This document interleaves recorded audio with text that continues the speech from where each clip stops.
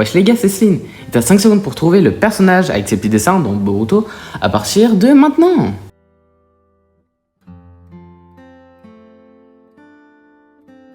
Et c'était Ishiki Otsutsuki, l'Otsutsuki le plus fort d'après Naruto. Si tu l'as trouvé, tu peux t'abonner dès maintenant. Si tu l'as pas trouvé, bah... Oh merde! Oh, c'est con ça! Bonjour à tous, c'est Sline, et aujourd'hui je vais faire la carte Nîmes d'Uzumaki Boruto.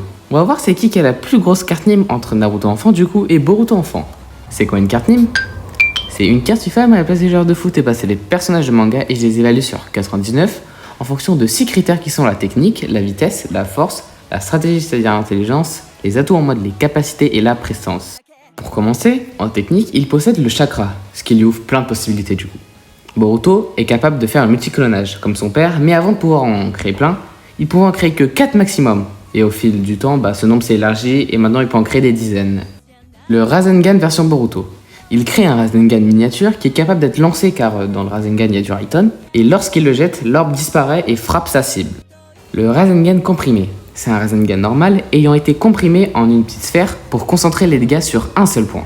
Cette technique est beaucoup plus puissante et meurtrière que le Rasengan normal, mais peut causer des blessures plus ou moins graves à l'utilisateur. Selon Kakashi, Boruto aurait pu perdre son bras. Il est alors donné pour ordre à Boruto de ne pas l'utiliser à tort et à travers, mais seulement en dernier recours. En vrai, en y repensant, il y a une similitude entre Naruto et Boruto. Parce que Kakashi a aussi prévenu Naruto de ne pas trop utiliser le Shuriken tourbillonnant, parce que lui aussi pouvait perdre son bras. Mais finalement, Naruto, lui, il a trouvé le mode ermite et tout, et du coup, voilà. Peut-être ça nous annonce un petit Boruto ermite, hein. Je dis pas non, moi. Le Rasengan hyper comprimé. En ajoutant le chakra des alliés de Boruto, le Rasengan comprimé augmente en puissance, capable de transpercer la défense la plus solide. Il y a aussi le Rasengan parent et enfant. Boruto commence par générer un Rasengan minuscule. Serrant la main de Boruto, Naruto ajoute son propre chakra dans le Rasengan, formant une sphère gigantesque. Boruto utilisa cette technique pour tuer Momoshiki, qui est considéré comme une menace plus grande que Kaguya par Sasuke. En vrai, ça doit être ça, hein. Il a juste flippé sur le coup, il a dit une connerie. Hein. Ça arrive, Sasuke, hein. Boruto et Naruto l'ont refait contre Urashiki qui s'était transformé, alors que Boruto était dans le passé avec Sasuke. Boruto Stream. En utilisant du Futon, Boruto peut accélérer ses mouvements, créant un effet similaire à un effet tunnel. Pour atteindre les plus grandes vitesses, il fait appel à des clones afin qu'il exécute la technique sur eux pour les propulser par les pieds. Cette technique peut également être utilisée sur un allié pour augmenter sa vitesse. Futon, pomme de la bourrasque. Quand Boruto frappe dans ses mains, du vent est compressé et transformé en une puissante bourrasque. Cette technique, quand elle est utilisée toute seule, possède le pouvoir de facilement emporter un humain. Mais son but principal est d'utiliser avec des armes de jet comme des shurikens ou des kunai. Leur vitesse, puissance et habileté à blesser ou même à tuer sont toutes accrues plusieurs fois. Raiton, éclair foudroyant. Boruto malaxe puis donne une forme de flèche à son chakra de nature Raiton. Il peut ensuite lancer la flèche comme un projectile d'attaque ou la combiner avec une technique Suiton pour électrocuter une cible. Suiton, vague déferlante. Après avoir malaxé du chakra dans son corps et l'avoir converti en Suiton, Boruto expulse une grande quantité d'eau de sa bouche. Technique de shuriken style Uchiwa Raiton triple. Un nom tarlé ouf, hein.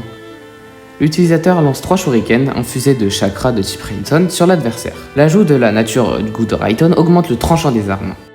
Donc je lui donne la note de 85. Il possède plus de techniques que Naruto enfant bien sûr. En plus, j'ai même pas nommé le Kama, mais parce que vous connaissez, j'ai prévu de faire une carte spéciale et tout. En vitesse, sur ce point, je vais me baser sur ma vision, mon point de vue et de l'animé.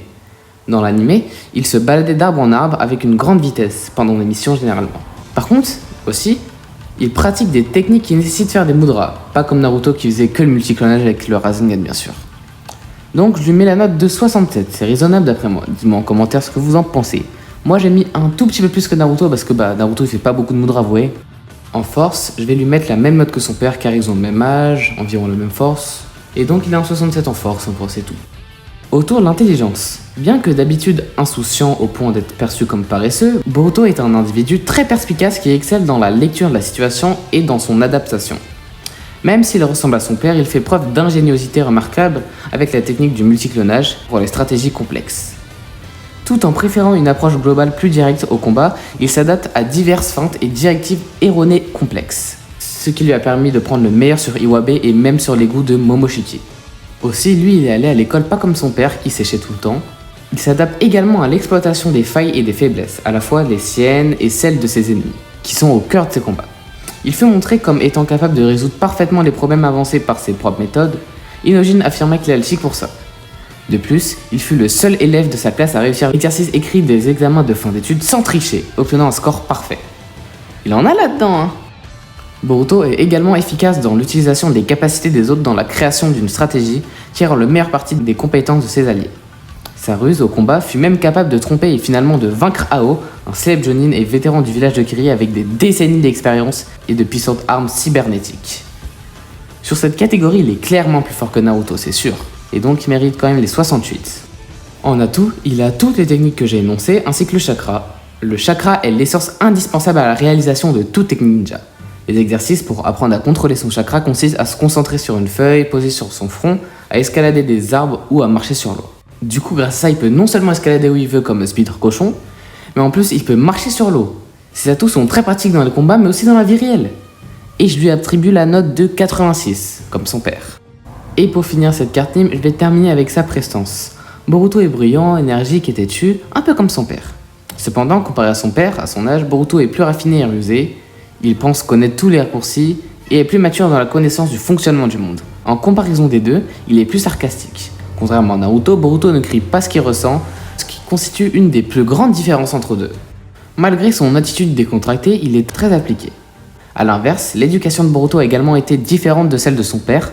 La famille de Boruto est toujours là pour lui, et il a même de nombreux amis et ses acquisitions lui sont venues facilement et naturellement d'une combinaison de talents prodigieux et de ses parents. Pour ces raisons, Boruto a une haute opinion de lui-même et se vante ouvertement de ses capacités.